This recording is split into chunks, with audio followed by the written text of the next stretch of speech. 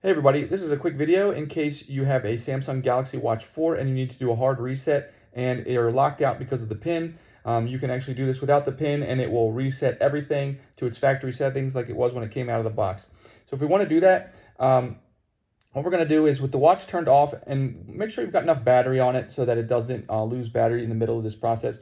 We're going to press and hold the home button and the back button until we see the the watch start up. And then we're going to just tap repeatedly the home button until we get this screen.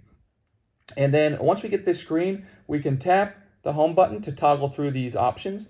And we want to toggle down to recovery. And once we get down to recovery highlighted, you can see here, we're going to press and hold the home button. And that's going to open up our recovery screen. And the recovery screen is going to look like this.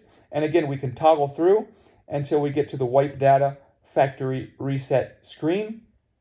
And we'll do that. And once you do that and confirm it, then your watch will do a restart process and it will go through it and it will reboot like it was when it came out of the box. Thanks a lot for watching. Have a great day.